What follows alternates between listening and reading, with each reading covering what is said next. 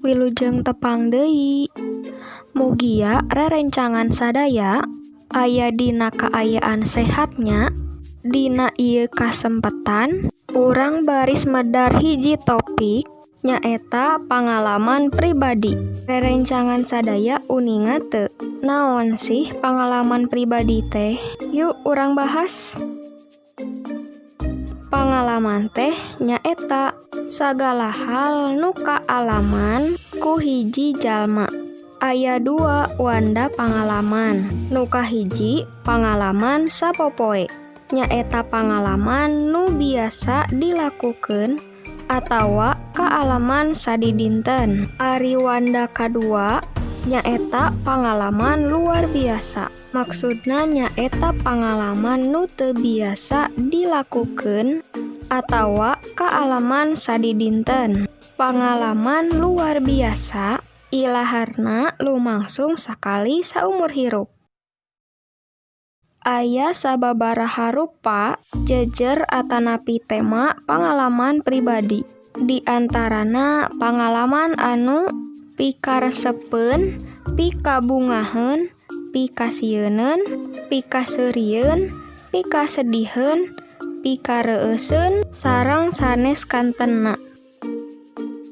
Pangalaman unggal jalmi moal mungkin sami, tiasa janten kajadiana sami, tapi pangalaman nu kaalaman ku masing-masing benten. Atanapi tiasa pangalamanna sami, tapi kesan nu dirasakeun ku masing-masing benten.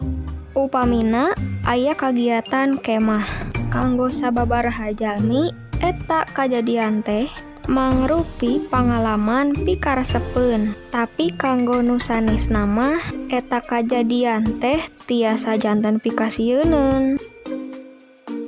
Ayeuna urang regepkeun conto teks pangalaman pribadi nu judulna Ari Sugan teh hiji pangalaman pikaseurieun nu dimuat dina buku Galura Basa kelas 7 SMP atanapi MTS nu medal tahun 2008. Basa indung kuring masih keneh aya di kieuna. Isuk-isuk harita teh kuring dititah meuli bubur sumsum. Ku kuring geus kacipta, pasti bubur sumsum mah make sumsum, pasti gurih. Gancang we nyokot mangkok, gidig indit ngajugjug ka tukang bubur. Sadatangna ka tukang bubur, kuring ngajengjen nungguan giliran. Sabab loba nu meuli. Sajeroning nungguan, kuring rungah-ringeh. Henteu gancang-gancang ngomong rek meuli bubur, tapi ngabandungan heula nu mareuli. Kuring ngahuleng, naha mana ieu teh bubur sumsumna? Da teu kaang seseungit-seungit godogan tulang. Da ari ngaranna bubur sumsum mah pasti we make sumsum tina tulang balung cekeng teh. Tapi teu katingali aya panci ditagenkeun ieu teh. Da biasana mah sok katingali ngebul jeung kaangse seungit ku kuluban daging. Buburna ngan aya bubur lemu tina tipung beas nu lemes jeung sakoteng.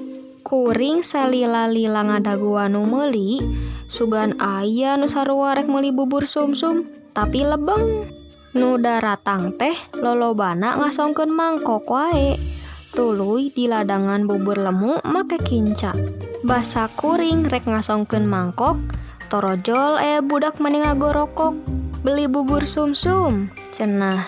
Ku kuring ditingalikeun. Si horeng nu disebut-sebut bubur sumsum teh eta-eta keneh nu tadi di ladangan. Sanggeus budak nu bieu ngaleos, kakara kuring ngasongkeun mangkok.